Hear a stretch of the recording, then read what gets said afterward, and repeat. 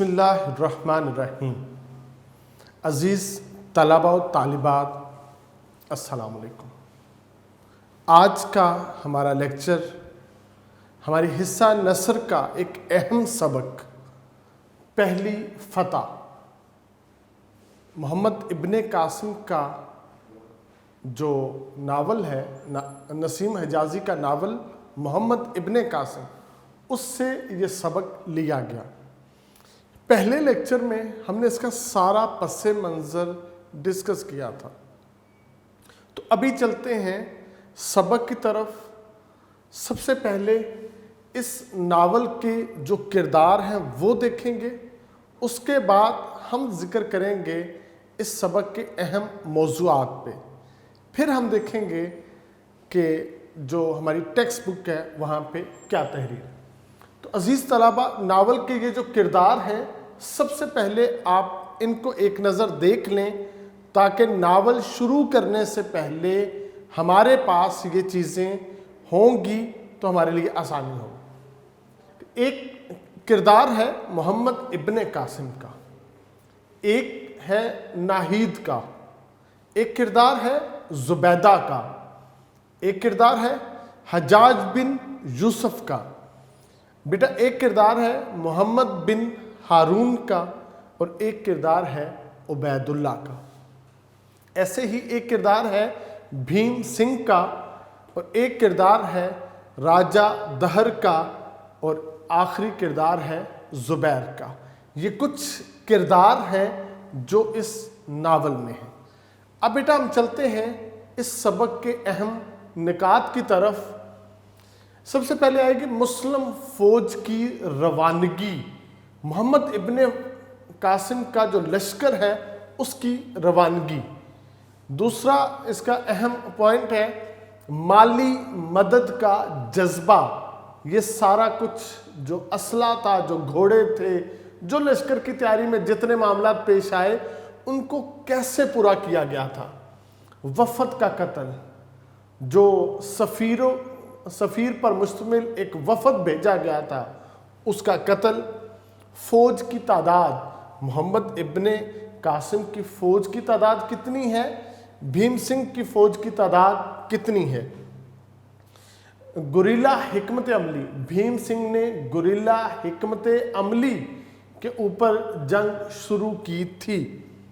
پھر حملوں میں جو شدت آ گئی تھی، وہ محمد ابن قاسم نے جو جنگی مجلس شورا بلائی، اس کے بعد محمد ابن قاسم کی حکمت عملی جو اس جنگ کے بارے میں ترتیب دی گئی وہ کیا تھی، جس کی وجہ سے محمد ابن قاسم فاتح سندھ ہیں، فاتح جو ہے نا وہ بر اعظم ایشیا ہے۔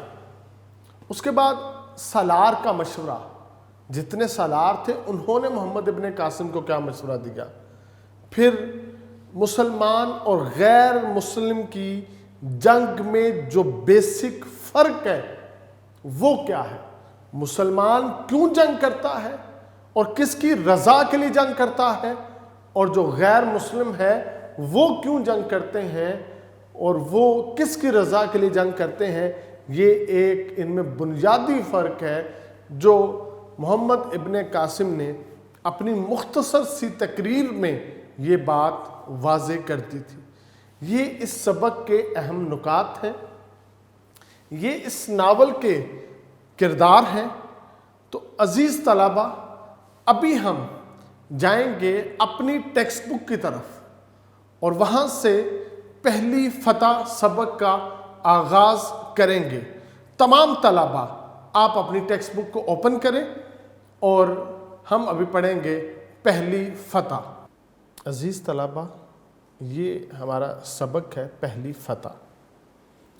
صبح کی نماز کے بعد، یعنی نماز فجر کے بعد، دمشق کے لوگ بازاروں اور مکانوں کی چھتوں پر کھڑے محمد بن قاسم کی فوج کا جلوس دیکھ رہے تھے۔ جو دمشق ہے، جب ولید بن عبد الملک کی خلافت تھی تو دمشق دارالخلافہ تھا عالم اسلام کا۔ محمد ابن قاسم دمشق سے اپنے لشکر کو روانہ کر رہا ہے، اور اس لشکر کی یہ شہرت ہے کہ لوگ نماز فجر کے وقت بازاروں اور مکانوں کی چھتوں پہ کھڑے ہیں اور اس خوبصورت فوج کے جلوس کو دیکھ رہے ہیں۔ دنیا کی تاریخ میں یہ پہلا واقعہ تھا کہ فوج کی قیادت ایک 17 سالہ نوجوان کے سپرد تھی۔ اس لشکر کی شہرت کی ایک وجہ وہ اس کم سن نوجوان کی تھی۔ محمد بن قاسم کی 17 سالہ عمر تھی کہ اس بچے نے اپنے آپ کو بہت کم عمر میں سپاہیانہ رموز فنون سے مزین کیا کہ اس کو ایک لشکر کی سپہ سالاری دے دی گئی۔ ویسے تو کیونکہ محمد ابن قاسم کا تعلق وادی طائف سے ہے اور نبی پاک علیہ الصلوۃ والسلام کے آخری جو سپہ سالار تھے وہ حضرت اسامہ تھے۔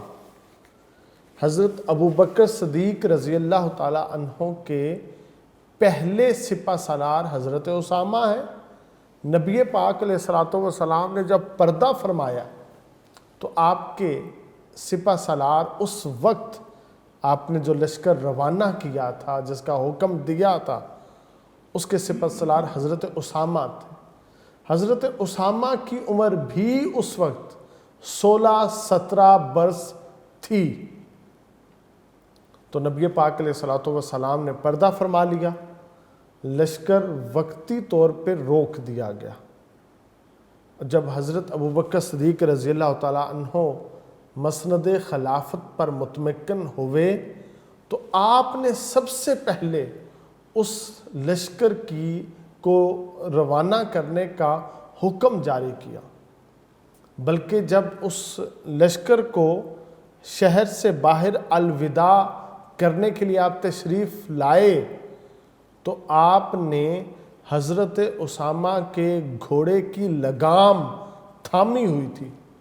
حضرت اسامہ کہتے ہیں کہ خلیفہ امیر المومنین مجھے اجازت دیں میں آپ کے ساتھ گھوڑے سے نیچے اتر آؤں اور آپ کے ساتھ چلوں، یا آپ دوسرے گھوڑے کے اوپر سوار ہو جائیں۔ تو حضرت ابوبکر صدیق رضی اللہ تعالیٰ عنہ نے یہ تاریخی جملہ اس وقت کہا تھا، اسامہ میدان حشر کے وقت میں گواہی دینا چاہتا ہوں نبی پاک علیہ الصلوۃ والسلام کو کہ جس لشکر کو روانہ کرنے کا آپ نے حکم دیا تھا، میں نے خلافت پہ متمکن ہوتے ہی اسی لشکر کو روانہ کیا ہے۔ دیکھیں اسامہ کے گھوڑے کی ٹاپوں سے جو دھول اڑی ہے اس سے میرے کپڑے، میرا چہرہ، میری دستار اٹی ہوئی ہے، گرد سے گرد آلود ہے۔ میں یہ گواہی دینا چاہتا ہوں، میں اس لیے تمہارے گھوڑے کی لگام تھام کے تمہیں شہر سے الوداع کرنے کے لیے جا رہا ہوں۔ تو عزیز طلباء، یہ بھی ایک ویسا ہی منظر تھا جس میں ہماری جو محبتیں تھیں وہ نچھاور تھیں، ہماری عقیدتوں کا محور محمد بن قاسم تھا، اس کا یہ لشکر تھا۔ سب محمد بن قاسم کو اپنا ایک جو ہے نا وہ ساتھ دینے کے لیے اپنے ساتھ اس کو ایک جو ہے نا وہ اس کی ہمت بڑھانے کے لیے آج وہ اپنے چھتوں پہ، بازاروں اور مکانوں کی چھتوں پہ وہ کھڑے ہو کے اس کو الوداع کر رہے تھے۔ دمشق سے لے کر بصرہ تک راستے کے ہر شہر، ہر بستی سے کئی کم سن لڑکے، نوجوان اور بوڑھے اس فوج میں شامل ہوئے۔ اس لشکر کے عزیز طلبہ خوبی یہ تھی کہ محمد بن قاسم کے جوش، جذبہ اور ولولے کو دیکھتے ہوئے بہنوں نے اپنے بھائیوں کو تیار کیا تھا کہ تم محمد بن قاسم کے لشکر کے سپاہی بنو۔ ماؤں نے اپنے بیٹوں کو تیار کیا تھا۔ یہ اسلام کی روایات ہیں۔ ایک ایسی ہی جنگ پہ نبی پاک علیہ الصلوۃ والسلام نے جب تیاری کا حکم دیا تو آپ کی بارگاہ میں 2 بچے آئے، ایک کا نام معاذ تھا اور ایک کا نام معوذ تھا۔ دونوں نے کہا کہ حضور ہم آپ کے ساتھ جنگ پہ جانا چاہتے ہیں۔ آپ نے فرمایا تمہاری عمریں تھوڑی ہیں، اس لیے تم جنگ پہ نہ جاؤ۔ تو انہوں نے کہا ہماری ماں نے کہا ہے اگر تم جنگ پہ نہ گئے میں تمہیں اپنے دودھ کی 32 دھاریں نہیں بخشوں گی، تو ہم پہ رحم فرمائیں، ہمیں اجازت دیں۔ تو آپ نے کہا اچھا جو تم دونوں میں سے جو بڑا ہے میں اس کو جانے کی اجازت دیتا ہوں، جو چھوٹا ہے وہ اپنے گھر واپس چلا جائے۔ تو پھر اس چھوٹے نے، معوذ نے، نبی پاک علیہ الصلوۃ والسلام سے کہا کہ حضور میں تو پہلوانی میں، میں تو کشتی میں اپنے بھائی سے زیادہ طاقتور ہوں، میں نے تو ہمیشہ اس کو کشتی میں شکست دی ہے، آپ ہمارا مقابلہ کروا لیں۔ تو نبی پاک علیہ الصلوۃ والسلام نے دونوں کا مقابلہ کروایا۔ معوذ نے معاذ کے کان میں کہا بھائی تمہیں جنگ میں جانے کی اجازت مل گئی ہے، تم نیچے گر جانا تاکہ میں جیت جاؤں اور مجھے بھی جنگ میں جانے کی اجازت ملے۔ تو عزیز طلبہ پھر ایسے ہی ہوا، معاذ گر گیا، معوذ اس کے سینے کے اوپر چڑھ گیا اور جیت کا جشن منایا۔ نبی پاک علیہ الصلوۃ والسلام نے جب جہاد میں جانے کا ان کا یہ شوق دیکھا تو ان دونوں بھائیوں کو اجازت دے دی تھی۔ پھر کمال دیکھیے کیسی خوبصورت ان بچوں نے قسمت پائی ہے کہ نبی پاک علیہ الصلوۃ والسلام نے جب اجازت دی پھر ماں نے کہا ایک مقصد ہے تمہارا جنگ میں جانے کا کہ تم نے ابو جہل کو قتل کرنا ہے۔ تو عزیز طلبہ وہ جنگ میں گئے، ابو جہل کا پتہ پوچھا، وہ کہاں پہ ہے بتایا، وہ میدان سے باہر پہاڑی پہ ہے۔ یہ میدان سے گزرتے ہوئے تیروں اور تلواروں کے سائے میں یہ میدان سے نکلے، ابو جہل کے پڑاؤ کی طرف گئے، جہاں پہ بیٹھ کے وہ جنگ کو دیکھ رہا تھا وہاں تک پہنچے، اس کے ساتھ لڑائی کی۔ لڑتے لڑتے ایک بھائی کا بازو کٹ گیا، جسم کا تھوڑا سا حصہ گوشت کا ٹکڑا جسم اور بازو کے درمیان میں تھا۔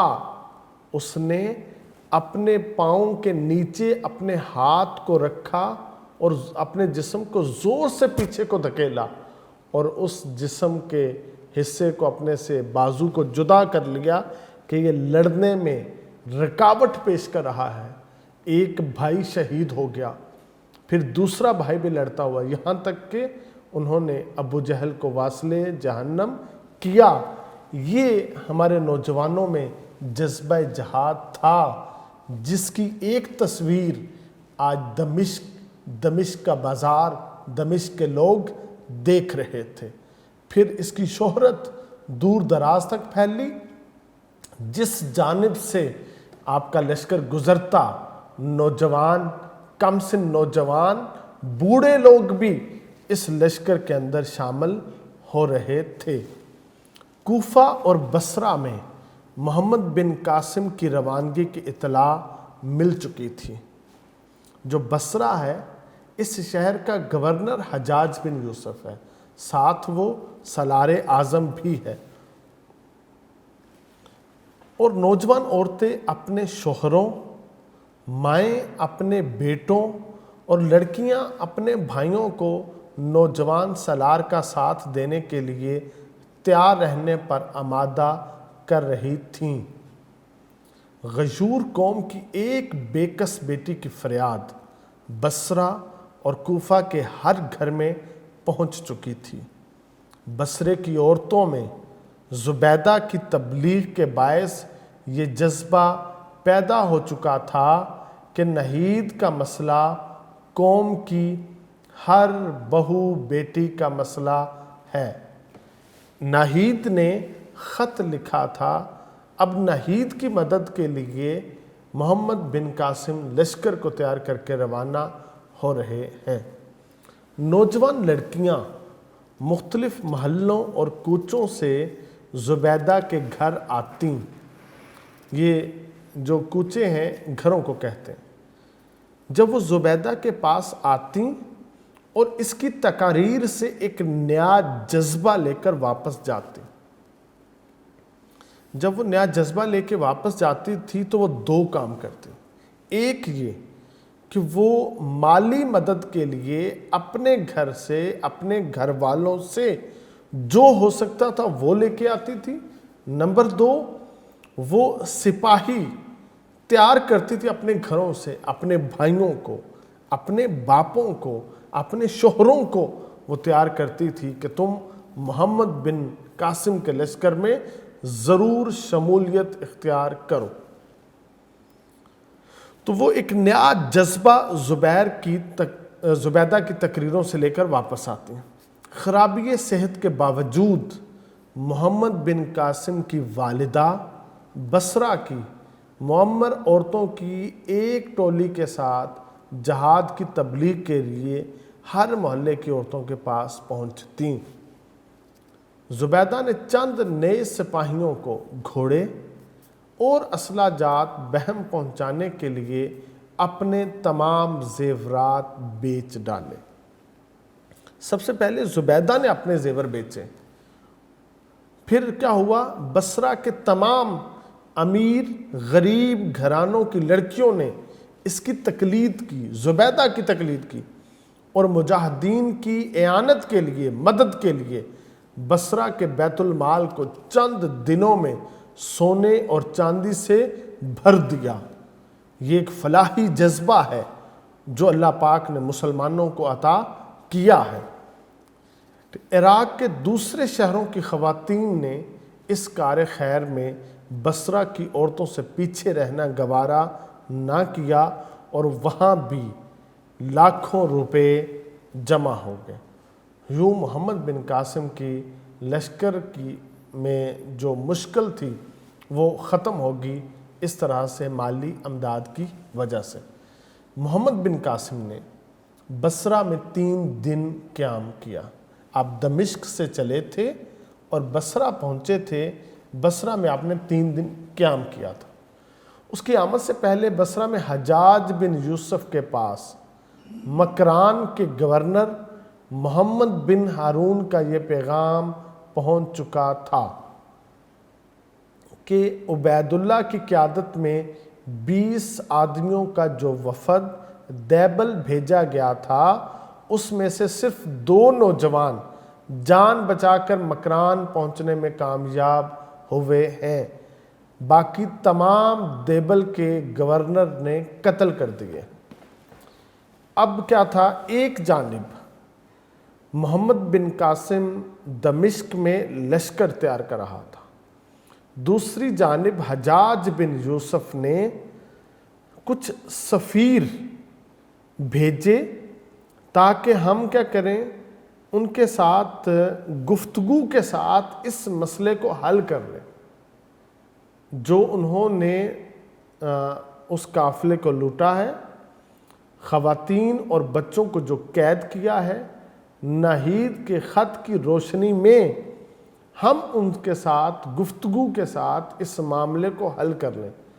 اس مقصد کے لیے حجاج بن یوسف نے، جو مکران کا گورنر تھا، مسلمان گورنر محمد بن ہارون، اس کو کہا تھا کہ تم 20 ایلچی بھیجو، تم سفیر بھیجو، ان کے ساتھ ہم سفارتی تعلقات کرتے ہیں، ہم گفت و شنید کرتے ہیں۔ تو جو اس کا سفیر اعلیٰ تھا وہ عبید اللہ تھا، اس کے ساتھ باقی 19 لوگ تھے۔ راجہ دہر نے کیا کیا تھا، ان سفیروں پہ، حالانکہ لوگ سفیر پہ ہاتھ نہیں اٹھاتے، اس نے سفیروں پہ حملہ کروایا، اور جس کے نتیجے میں 18 سفیر شہید ہو گئے۔ 2 سفیر کسی طرح وہاں سے اپنی جان بچا کر بھاگنے میں کامیاب ہو گئے تھے۔ اب جب محمد ابن قاسم دمشق سے اپنا لشکر لے کر بصرہ پہنچا تھا تو وہاں پہ یہ خبر پہنچ چکی تھی کہ انہوں نے ہمارے سفیر جو ہیں ان کو شہید کر دیا ہے۔ اس خبر نے بصرہ کی عوام میں انتقام کی سلگتی ہوئی آگ پر تیل کا کام دیا۔ اب بصرہ کے اندر عوام میں جو جوش جذبہ تھا وہ زیادہ بڑھ چکا تھا۔ اب یہ انتقام لینا چاہتے تھے، یہ کہتے تھے کہ انہوں نے 3 گناہ کیے ہیں، انہوں نے 3 گناہ کیے ہیں۔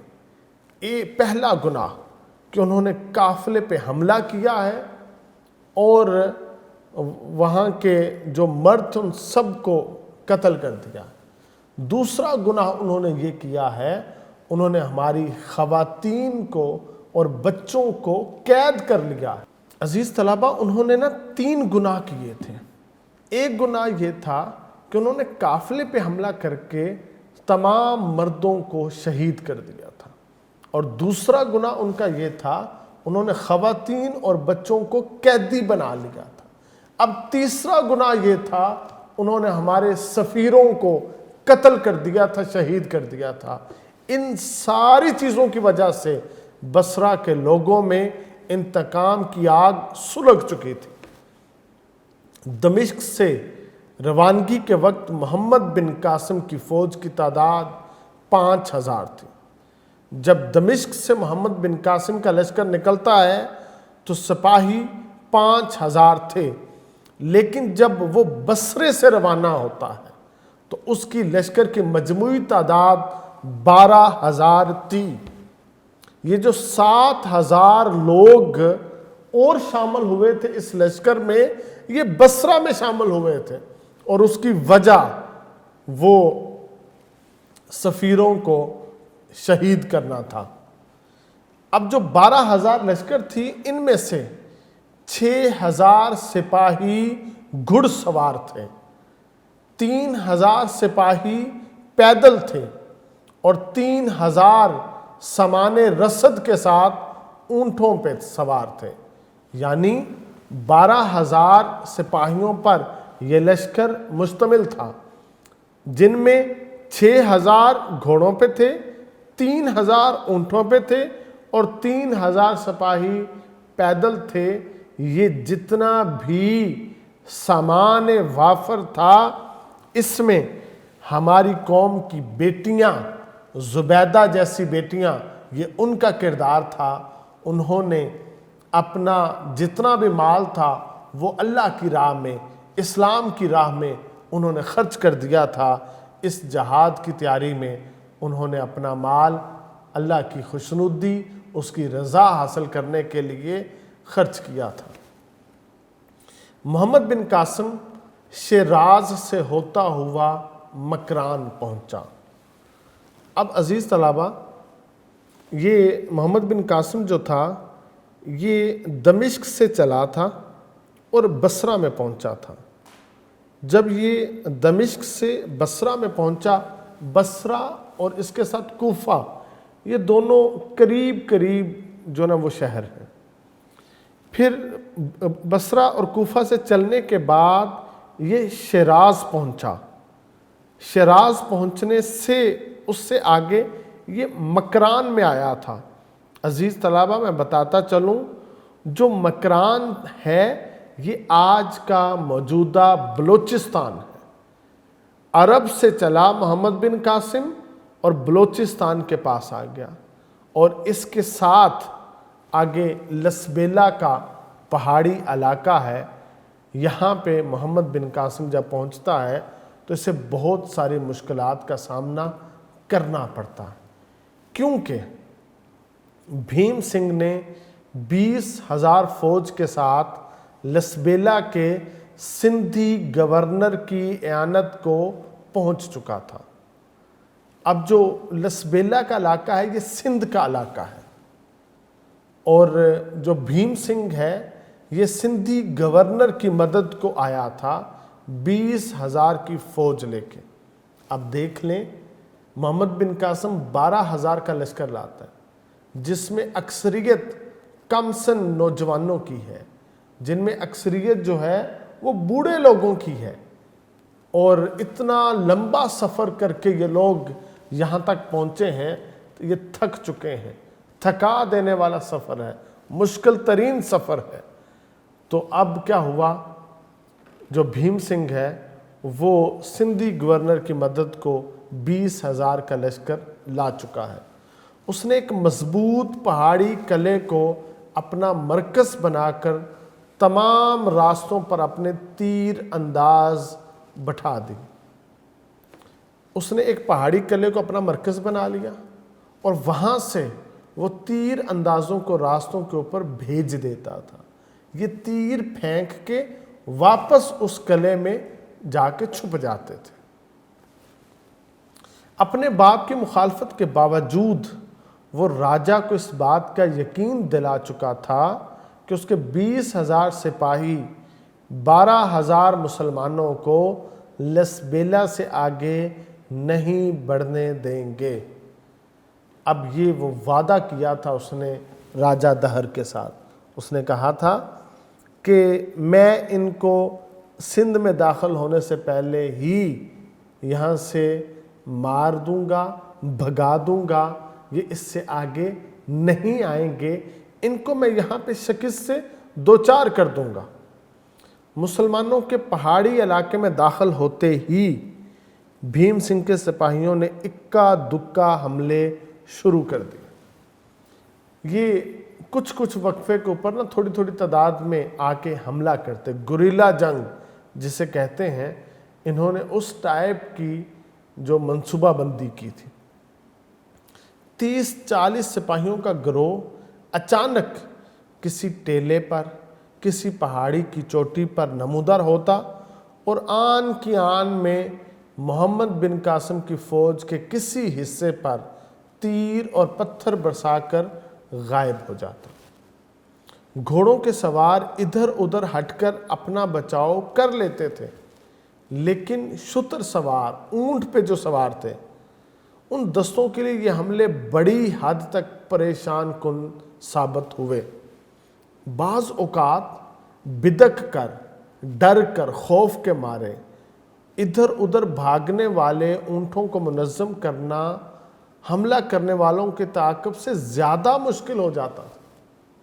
بیٹا یہاں پہ بتایا ہے کہ وہ گوریلا جنگ کی طرح آتے تھے، کسی پہاڑی کی چوٹی پہ اس کے 30-40 تیر انداز آتے، وہ تیزی سے، وہ جلدی سے وہ تیر پھینکتے.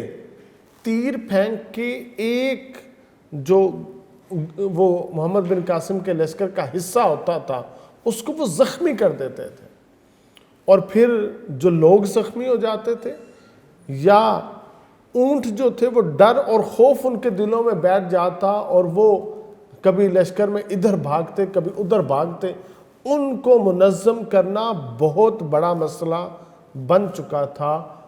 اس وجہ سے بھیم سنگھ چاہتا تھا محمد بن قاسم کے لشکر میں اپنا خوف و ہراس پیدا کرنا، اور وہ کافی حد تک اس میں کامیاب ہو چکا تھا. محمد بن قاسم نے یہ دیکھ کر ہر اول کے پیادہ دستوں کی تعداد میں اضافہ کر دیا۔ دستے کی ہر جانب اس نے لشکر کی ہر جانب کیا کیا تھا؟ پیادہ دستوں کی تعداد میں اضافہ کر دیا۔ لیکن حملہ آوروں کی ایک جماعت آگے سے کترا کر بھاگتی اور دوسری جماعت پیچھے سے حملہ کر دیتے۔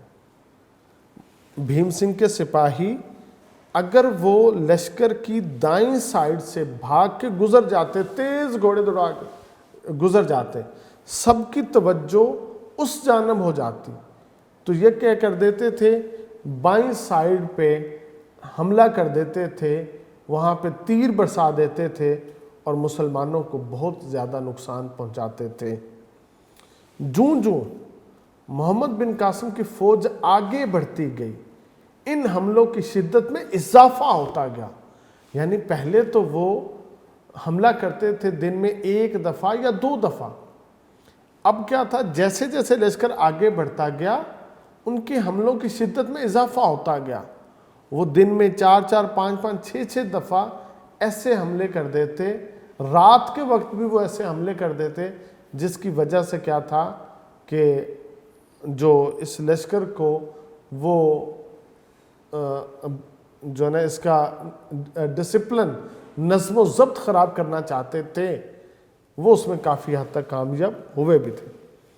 رات کے وقت پڑاؤ ڈالنے کے بعد شب خون کے ڈر سے کم از کم 1/4 فوج کو آس پاس کے ٹیلوں پر قابض ہو کر پہرا دینا پڑتا۔ اب کیا ہے، سارا دن وہ لشکر کو منظم کرتے، وہ زخمی ہوتے، وہ جو ہے نا ڈر اور خوف ان کے دلوں میں بیٹھ گیا تھا۔ اب سارے دن کی مشقت کے بعد آج 1/4 فوج کو جو پہرا دینا پڑتا تھا، وہ ساری رات جاگنا پڑتا تھا، یہ ان کے لیے اور زیادہ تھکا دینے والا کام تھا۔ ایک شام محمد بن قاسم کو ایک جاسوس نے اطلاع کی کہ شمال کی طرف 20 کوس کے فاصلے پر، 20 میل کے فاصلے پر ایک مضبوط قلعہ اس لشکر کا مستقر ہے، ٹھکانہ ہے، کہ شمال کی طرف 20 میل پر ایک قلعہ ہے جو ان کا ٹھکانہ ہے۔ محمد بن قاسم نے اپنے تجربہ کار سالاروں کی ایک مجلس شورا بلائی۔ یہ ایک جنگی مجلس شورا ہے جس کے اندر جو تجربہ کار سالار تھے ان کو مدعو کیا گیا۔ بعض سالاروں کی یہ صلاح تھی کہ اس راستے کو چھوڑ دیں، سمندر کے ساحل کے ساتھ ساتھ نسبتاً ہموار راستے کو اختیار کرتے ہیں۔ ہم اس قلعے سے جس قدر دور ہوں گے اسی قدر ان حملوں سے ہم محفوظ رہیں گے۔ اب کچھ سالاروں نے یہ محمد بن قاسم کو مشورہ دیا تھا کہ ہم کیا کریں، ہم سمندر کے ساتھ اپنے سفر کو شروع کرتے ہیں، ہم اس راستے ہی کو چھوڑ دیتے ہیں۔ مگر محمد بن قاسم اس سے متفق نہیں ہوا۔ جب محمد بن قاسم اس سے متفق نہیں ہوا تو پھر اس نے جو لائحہ عمل طے کیا اس کے ساتھ اس لشکر کی کایا پلٹ گئی تھی۔ عزیز طلبہ، یہ ہماری پہلی فتح کا سبق ہے جس کو ہم نے آج اتنا پڑھا ہے۔ اس سے آگے کا جو سبق ہے وہ ہم لیکچر نمبر 3 میں دیکھیں گے۔ آپ اس وقت تک عزیز طلبہ اس سبق کے MCQs دیکھیں، اس کی جو خلاصہ اتنا بنتا ہے اس کو یاد کریں۔ انتہائی اہم یہ سبق ہے، اس کو اچھی طرح یاد کیجئے گا۔ والسلام۔